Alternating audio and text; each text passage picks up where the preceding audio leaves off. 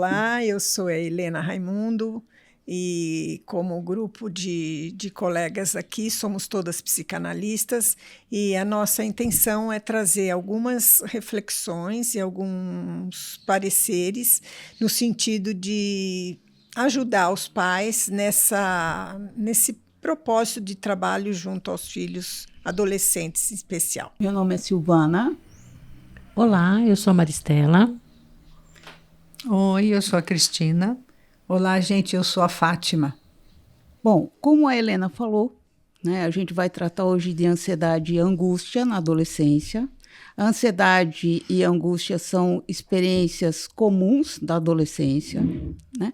Devido à mudança física, às organizações, à própria identificação que o adolescente tem que fazer com seus grupos, né? Criar novos hábitos, uma vez que ele deixa de ser criança, e esse rito de passagem é sempre muito complicado. Mas o que a gente entende é o que é esperado para esse momento e o que não é esperado para esse momento, e a partir do que a gente vai dizer agora, a gente vai conseguir fazer a nossa discussão para agregar conteúdo ao que vocês já sabem. Então, o que é esperado na adolescência? Sem dúvida nenhuma, as mudanças de humor, né? Os adolescentes mudam de humor o tempo todo e não quer dizer que eles sejam bipolares, né? Não é bipolar, é uma mudança de humor esperado. Um dia está bem, outro dia não está, ou no mesmo dia, às vezes está bem, às vezes não está, tá? Insegurança social, todo adolescente tem insegurança quanto à própria imagem, ou os grupos que ele pertence, como que ele vai se organizar, se ele é bem-quisto, se ele não é, isso é uma questão. A ansiedade situacional, situações novas, são sempre geradoras de muita angústia, né, pessoal? Sem dúvida nenhuma, tá? Então, tudo na adolescência é novo, né? Tudo, até muitos professores, né? Ter muitos professores é uma questão nova, que no ensino fundamental não era assim. Além das melhorias e quedas de desempenho. Então, assim, ou ora melhora o desempenho, ora reduz o desempenho escolar, que é muito complicado, né? Porque os pais ficam muito ansiosos quando isso acontece, né? Sempre, tá? O que não é normal e pode ser preocupante, tá? Que é a questão de hoje. Ansiedade intensa e persistente, quer dizer, indivíduos adolescentes que ficam ansiosos o tempo todo, acordam ansiosos, não dormem direito porque tem uma questão, tem uma prova, tem uma coisa, não é um episódio isolado, é sempre desse jeito, é sempre assim, tá? Isto chama muita atenção, tá? Evitamento excessivo, então não quero ir na festa, não vou mais em lugar nenhum, não, eu não vou, o grupo é um drama para sair de casa, não quer sair de casa, fala que está triste, chateado o tempo todo. Isto é uma questão para a gente prestar atenção. Tá? Alterações significativas no comportamento, então tem adolescentes que chegam na adolescência ainda bem tranquilos, sossegados, e de repente esse indivíduo fica muito angustiado, muito ansioso, muito nervoso e passa a ter comportamentos agressivos dentro e fora de casa, né? Uma política de evitação o tempo todo, não responde às questões, está sempre bravo e injuriado.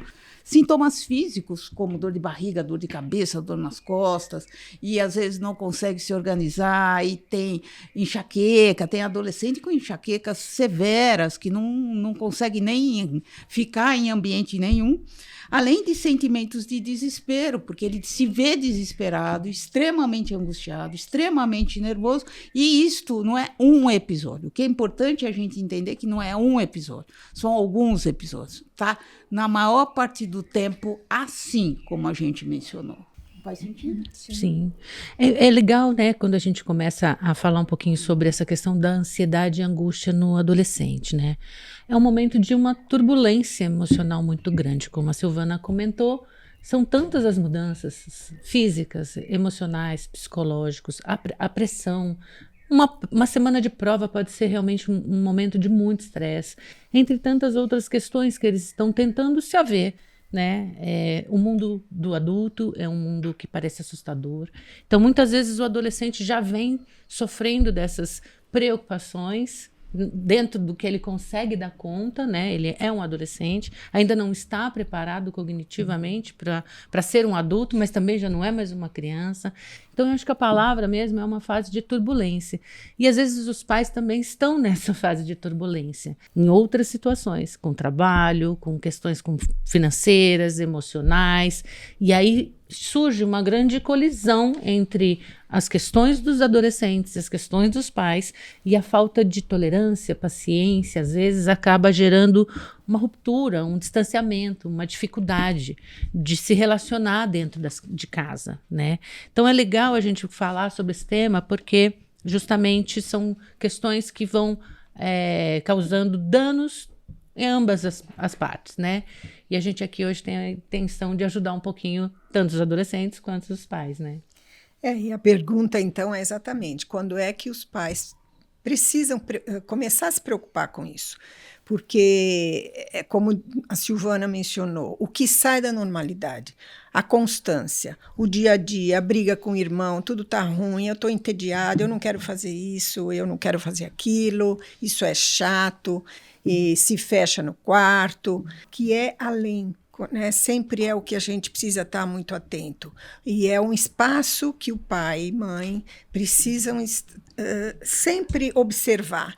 Qual é o clima que está se estabelecendo dentro de casa? Como é que está a relação desses pais, que pode estar uma relação tensa por qualquer motivo que seja, ou por relacionamento dos pais, por questões financeiras, enfim, esse ambiente, o ambiente escolar, demanda, porque muitas vezes a ansiedade vem por muita cobrança, né? As notas, você não está bem na escola, comparações, né, que nunca são bem-vindas, o seu irmão vai bem, você não vai. Quer dizer, que tipo de questões esses pais, na verdade, precisam sempre ampliar, né? Em que contexto meu filho está nesse momento, em que contexto ele está vivendo, que possa estar modificando completamente o seu comportamento habitual. Então, eu acho que muito importante é trazendo um pouco para nós, para a psicanálise e para o nosso trabalho, né? Acho que, no limite, quando os pais percebem que algo está saindo do controle, ou pelo menos estão com alguma dificuldade nessa relação com os filhos, porque às vezes o diálogo, por mais que os pais tentem também, pode estar sendo difícil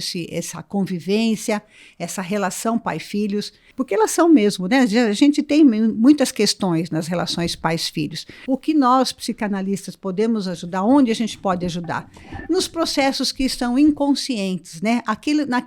Naqueles movimentos que acontecem dentro do jovem, dentro do adolescente, que estão movimentando aquela atitude, movimentando aquele sintoma, levando o adolescente a tomar determinadas atitudes, e que para os pais fica muito difícil esse acesso. Portanto, aí nós, enquanto profissionais que estudamos isso, nos preparamos, temos bagagem teórica e prática sobre isso, é que aí a gente se coloca aqui à disposição para colaborar com esses pais, para ajudá-los no enfrentamento dessas questões.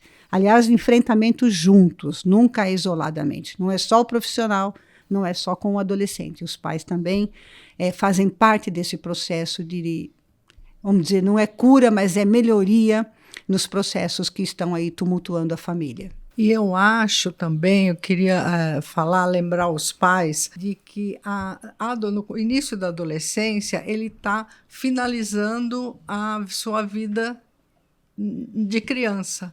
Então, ele está começando a perceber muitas mudanças no corpo e tudo, e ele passa, um mal-estar em relação ao corpo. Então, ele está... uma das tarefas mais difíceis para o adolescente é sair da infância e começar a ter um relacionamento, uma relação com os pais diferente do que ele tinha. A criança é mais paparicada, mais protegida, ele já passa por uma outra fase que é muito importante isso, e daí, a partir disso, a questão da ansiedade, pode surgir a ansiedade e a angústia. Eu acho que isso a gente tem que lembrar bem também, falar sobre isso também, né? Eu acho que o mais importante quando a gente fala de angústia e ansiedade, é entender o que foge do padrão. Então, os pais têm que ficar muito atentos ao que foge do padrão normal, né, daquele filho, daquele adolescente que está na frente deles. Sem dúvida nenhuma, né, existem muitos hábitos adolescentes que ficar jogando muito tempo, ficar no quarto muito tempo, mas tudo tem limite. E os pais sabem qual é o limite do seu filho.